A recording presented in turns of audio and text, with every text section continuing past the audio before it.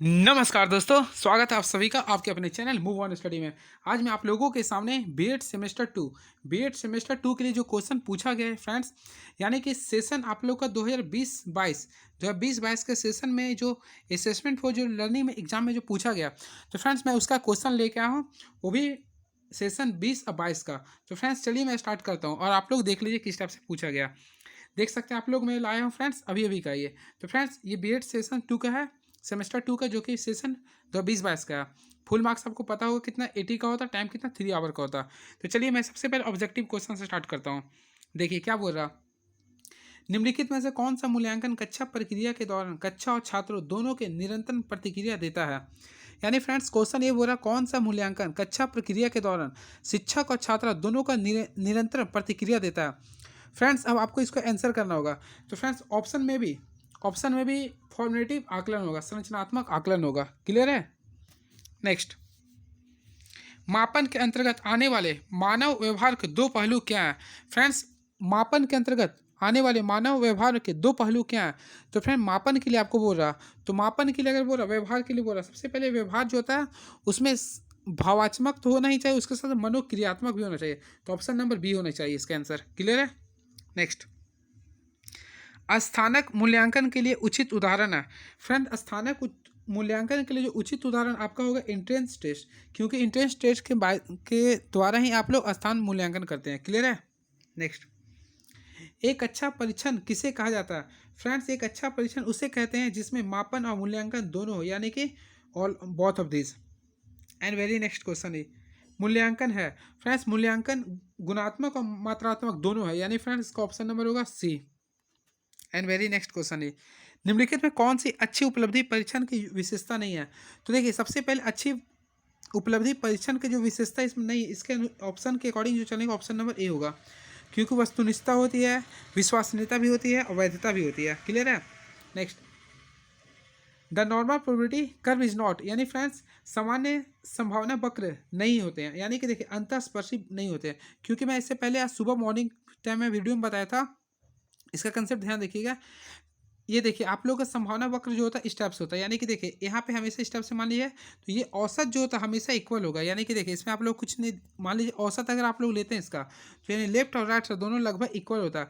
लेकिन मान लीजिए कि यहाँ इधर एक्स होता है फ्रेंड्स, ये एक्स डैश होता है, तो इसमें कभी ये स्पर्श नहीं करता है। ठीक है, यानी ये इसका रूल होता है। तो अनंत स्पर्शी नहीं है, यानी फ्रेंड्स ये एक्स स्पर्श पे नहीं करता है। क्लियर है। नेक्स्ट, सबसे बड़े और सबसे छोटे मान के बीच के अंतर को क्या कहते हैं। फ्रेंड्स किसी भी सांख्यिकी में अगर हम लोग पढ़ते हैं, हाईएस्ट यानी लार्जेस्ट और largest value minus smallest value को हम लोग बोलते हैं रेंज। क्या बोलते हैं फ्रेंड्स, रेंज। क्लियर है। अगर मान लीजिए कि आप लोग को बोलेगा इसका रेंज निकाल लीजिए, तो आप लोग कुछ भी नहीं करना है। हाईएस्ट कितना 9 है, 9 में से 1 को माइनस करिए, कितना 8 आ गया। क्लियर है। इस टाइप से रेंज निकाला जाता है, हाईएस्ट माइनस लोएस्ट। आधुनिक बुद्धि परीक्षण का जनक किससे कहते हैं। फ्रेंड्स देख सबसे पहले इसे हम लोग इंग्लिश बोलते हैं आईक्यू लेवल। क्या कहते हैं फ्रेंड्स, आईक्यू लेवल। तो आधुनिक बुद्धि लेवल जो है, यानी इसके जो जनक होते हैं ऑप्शन नंबर ए होंगे, अल्फ्रेड बेनेट होंगे, यानी अल्फ्रेड बेनेट होंगे, क्योंकि बुद्धि मापने के लिए सबसे पहले बुद्धि परीक्षण बिने तथा साइमन थे, जो 1905 में इस चीज को विकसित किया था। Clear friends. चलिए नेक्स्ट क्वेश्चन की ओर मैं चलता हूँ।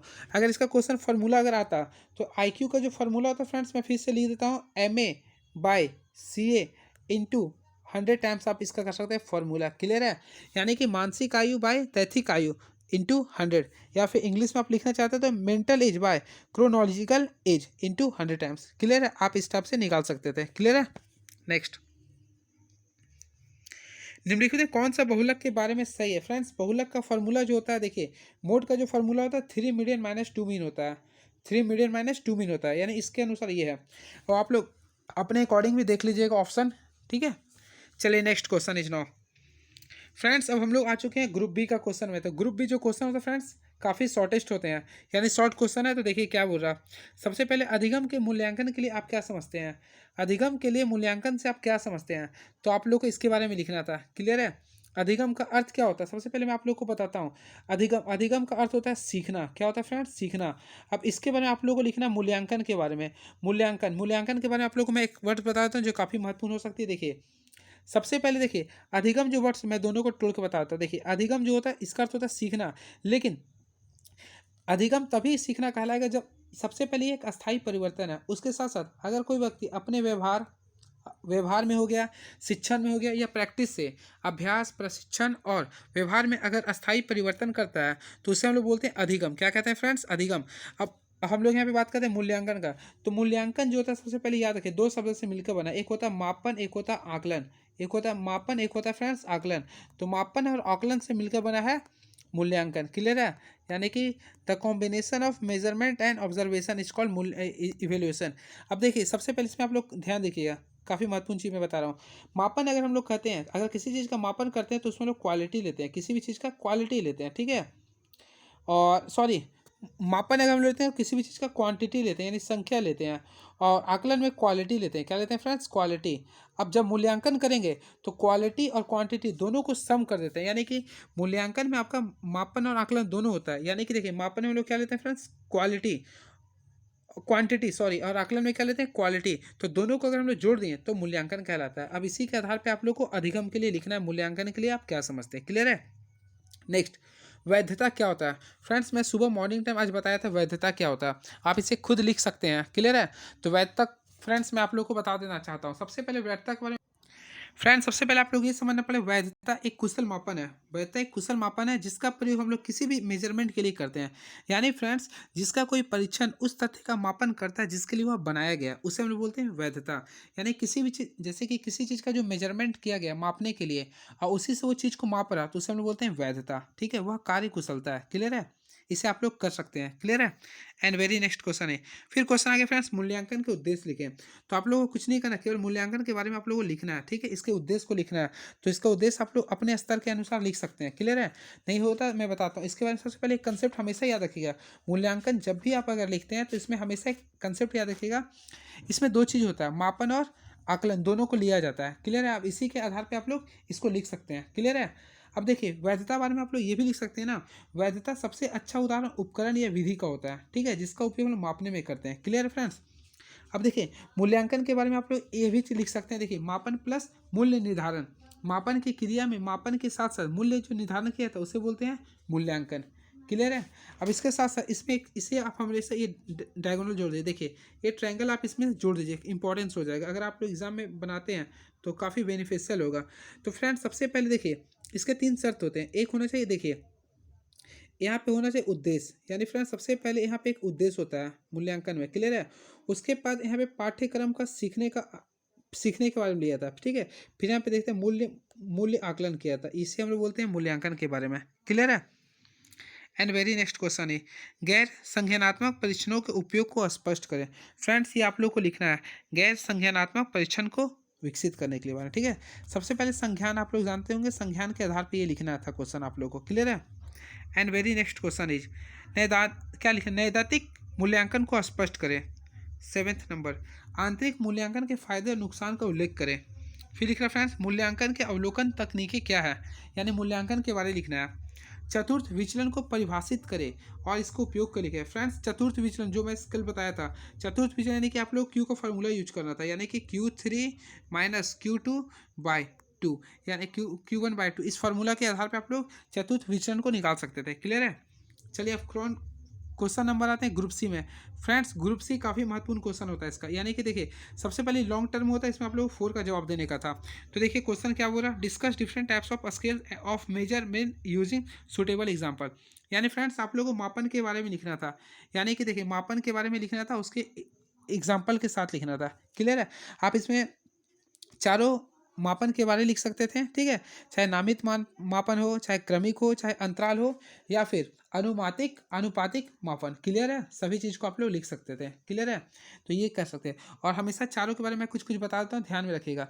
देखिए, सबसे पहले आते हैं, इसमें क्या लिख रहा, नामित मापन। तो नामित मापन में आप लोगों को संख्या लेना पड़ेगा, मान ली 1 से लेकर कुछ तक संख्या ली, हो गया नामित मापन। Clear friends?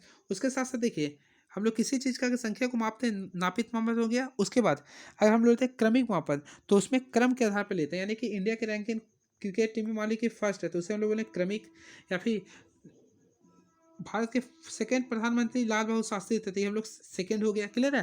तो इस टाइप से होता है क्रमिक। क्लियर है? अब थर्ड इंटरवल जो होता है फ्रेंड्स, ये हमेशा किसी भी निश्चित अंतराल पर मापा जाता है। तो जो निश्चित अंतराल पर मापा जाता है उसे बोलते हैं इंटरवल। क्लियर है? जैसे 1 और 50 के बीच हो गया, या फिर 50 और 100 के बीच हो गया, इसे हम लोग बोलेंगे इंटरवल। क्लियर है फ्रेंड्स?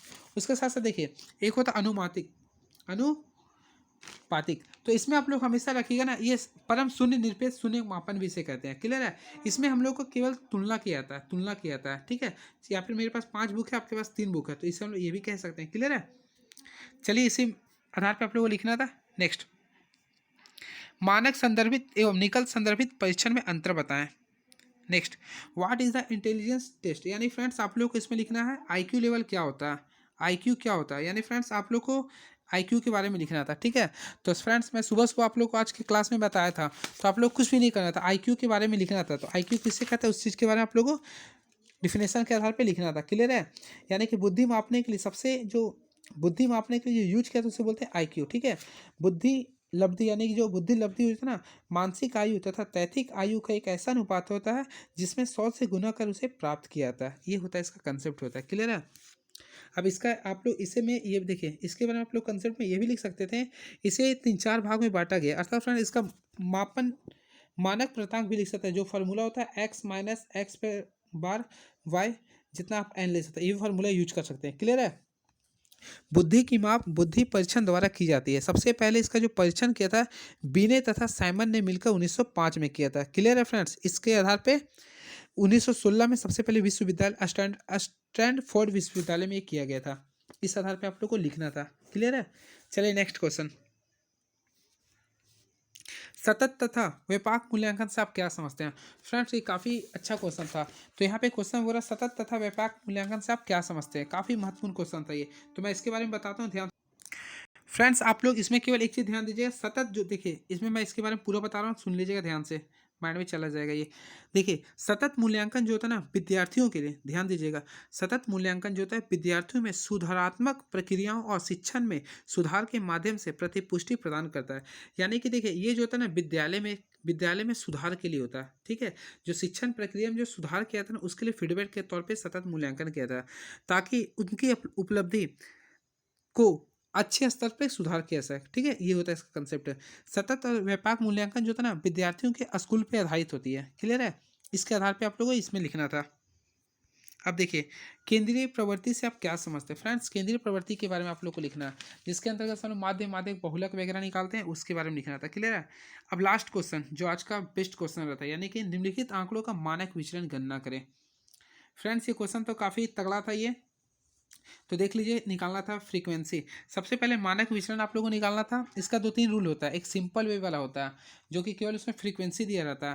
तो ये फ्रेंड्स आप लोग क्लास इंटरवल वाला दिया था, तो इसके लिए आप लोगों को फार्मूला मैं लिख दिया हूँ। देखिए इस फार्मूला अप्लाई करके लाना था। तो देखिए मैं एक बारे में इसके मैं कुछ बता देता हूँ, अगर देखना है तो देख लीजिए। इसमें आप लोग कुछ मत कीजिए फ्रेंड्स, इसी आप लोग क्लास दिया रहेगा, फ्रीक्वेंसी दिया रहेगा। क्लियर है? तो इसमें सबसे पहले हम लोग एक्स निकालते हैं।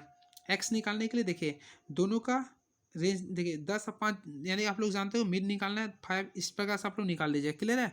अब उसके बाद आप लोगों को सबसे पहले इसमें मीन निकालना होगा। तो मीन अगर निकालेंगे फ्रेंड्स तो sigma F x by sigma F का फार्मूला होता है। क्लियर है? तो सिग्मा एफ निकालेंगे तो इसका अगर मीन आप लोग निकालेंगे ना तो 1350/50 कीजिएगा तो 27 आएगा। कितना आएगा फ्रेंड्स? 27। ये आपका माध्य इसका आ गया। लेकिन हमें माध्य नहीं निकालना है, विचलन मानक विचलन निकालना है। तो देखिए इसके लिए मैं मानक विचलन निकाल दी हूँ, देख सकते हैं आप किस स्टेप से मैं बनाया हूँ। सबसे पहले क्लास इंटरवल में यहाँ पे पूरा लिख दिया हूँ, ये एफ दिया हुआ था, यहाँ पे एक्स दिया हुआ था, एक्स निकाला हूँ, सॉरी एक्स निकाला हूँ। ठीक है? अब यहाँ पे मैं एफ एक्स नहीं निकाला, लेकिन आप लोग यहाँ एफ एक्स निकाल के खुद कर सकते थे। ठीक है? अब देखिए एक्स निकाला था शॉर्ट मीटर से, यानी शॉर्ट में 1 2 3 4 5 5 था, तो 5 का आप कितना होता है, यानी कि 5 था ना, तो 5 टर्म में हम लोग यहाँ 0 ले लिए। इसी तरह पे आप लोग शॉर्ट मीटर से यहाँ पे x1 का निकालने वैल्यू, उसके साथ देखिए एफ एक्स वन का वैल्यू निकालिए, फिर एफ एक्स टू का निकाल दिए। अब हम लोग जो फार्मूला पढ़ते आ रहे हैं स्टैंडर्ड डिविएशन, उस पर हम लोग पुट कर दिए। क्लियर है? इस आधार पर आप लोग बना सकते थे। तो चलिए फ्रेंड्स ये था क्वेश्चन पूरे BEd semester 2 Vinoba Bhave university 2020-22 के सेशन में। कैसा लगा आप लोग? और अगर कुछ कन्फ्यूजन अगर हुआ होगा ऑप्शन से रिलेटेड में तो आप लोग देख लीजिएगा। ठीक है? चलिए thank you so much. Please subscribe my YouTube channel move on study. Thank you so much.